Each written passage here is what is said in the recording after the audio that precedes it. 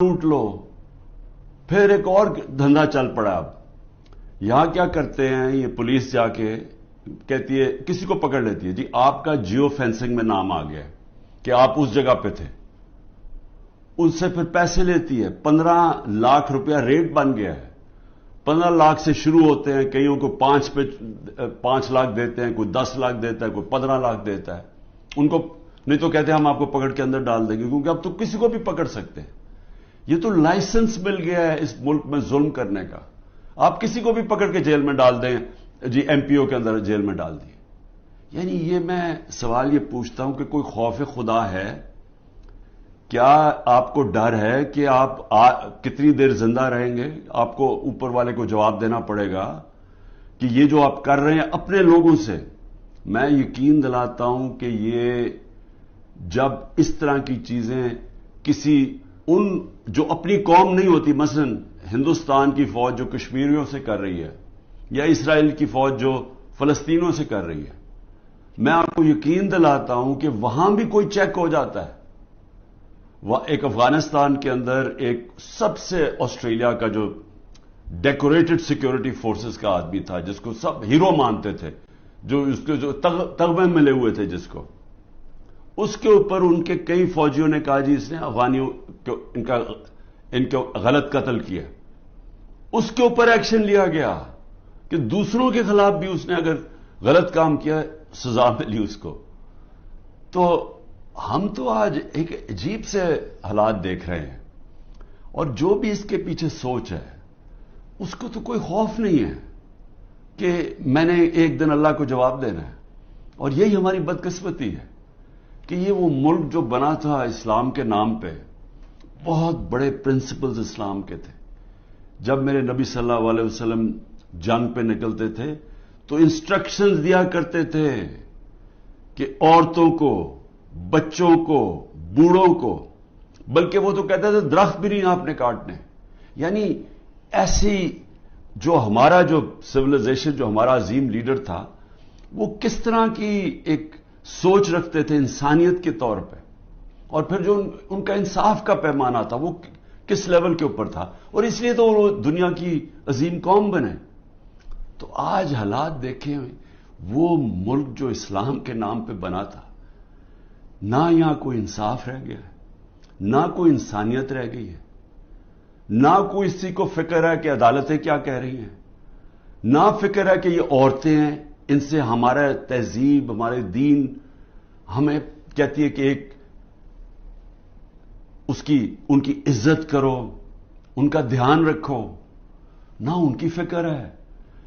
15-15 साल के बच्चों को उठा के ले गए हैं, बूढ़ों से जो किया है, जो हमारे कारकुनों, हमारे लीडरशिप, उस्मान डार, उसके घर में घुसकर उसकी वालदा से जो किया, जो असलम इकबाल, उनकी वालदा ऑक्सीजन किया है, उससे जो किया है।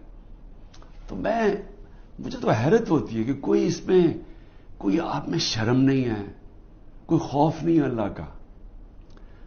शहरयार अफरीदी का भाई फौत हो जाता है,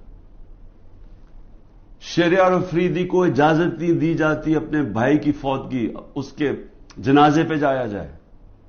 हमारे दौर में नवाज शरीफ की बीवी फौत हुई, 4 दिन गुजारने के लिए दिया हमने। तो ये कौन सा जुर्म किया शहरयार अफरीदी ने? कोई पता तो चले कि जुर्म क्या किया है। क्या जुर्म यह किया है कि पुरअमन एहतजाज करना हमें, हमारा आइन हमें हक देता है?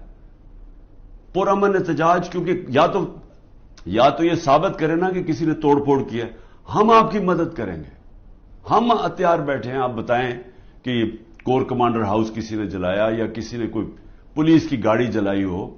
हम कहते हैं कि हम पहले दिन से कह रहे हैं कि हम उनको, ये मुजरिम है कौम के।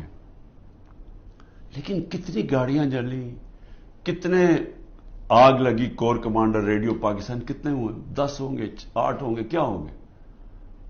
ना उसके ऊपर कोई तहकीकात की। अभी तक सीसीटीवी कैमरा की फुटेज नहीं आई जो कि कोर कमांडर घर में हुआ। कैपिटल हिल में जब ट्रंप के फॉलोअर्स ने घुस के वहां जब घुस गए थे, पहली चीज किया, हेड ऑफ पुलिस को मुअत्तल किया गया। यहां पूछे है دندراتا پھر رہا ہے جو پنجاب کا آئی جی، اسے پوچھا کہ یہ تمہیں جب سارا پتا تھا کہ کراؤڈ آ رہا ہے کیوں نہیں آپ نے پروٹیکشن دی، اور کس کو فائدہ ہوا اس سے؟ سوال میرا یہ ہے کہ یہ جو 9 مئی کا فائدہ کس کو ہوا؟ تحریک انصاف کو نہیں ہوا. جس کو فائدہ ہوا وہ ذمہ دار تھا 9 مئی کا. اور میں آپ کو آج لکھ کے دیتا ہوں کہ جس دن ایک انڈیپینڈنٹ اس کے اوپر انویسٹیگیشن ہوگی، یہ ثابت ہوگا کہ یہ کیا گیا تھا، پری پلان تھا. یہ کیسے ہو سکتا ہے 48 گھنٹے میں 10,000 لوگوں کو پکڑ لیا جا کے پی ٹی آئی کے؟ یہ کیسے ہو سکتا ہے؟ کیا لسٹیں بن گئیں 48 گھنٹے میں؟ پتہ بھی چل گیا کدھر ہے اور ایک دم جا کے سارا کریک ڈاؤن کر دیا؟ یہ کہ ماننے والی بات ہے؟ پہلے سے پلان کیا ہوا تھا. اور میں شہریار افریدی کا پھر کہوں کہ ایک تو اس کو چکی میں رکھا ہوا ہے جدھر قاتلوں کو رکھتے ہیں، اس کے بعد جب اس کو وہاں جانے نہیں دیا، وہاں جا کے اس کے رشتہ داروں کو اٹھا لیا، جنازے سے اس کے رشتہ داروں کو اٹھا کے جیل میں ڈال دیا. ابھی لوگوں کو پکڑ پکڑ کے جیل میں ڈال رہے ہیں. اور سب سے جو افسوسناک بات یہ ہے کہ جس طرح لوگوں کو جیلوں میں رکھا ہوا ہے، جن کنڈیشنز میں لوگوں کو جیلوں میں رکھا ہوا ہے، جس طرح کے شہریار افریدی، ان کو منسٹر رہ چکے ہیں، ان کو کلاس بی یا جو بھی جیل ہوتا ہے اس کے اندر فیسلٹیز دی جاتی ہیں. ذرا دیکھیں یہ نواز شریف وغیرہ اور یہ مریم یہ کیسے رہتے تھے جیلوں میں.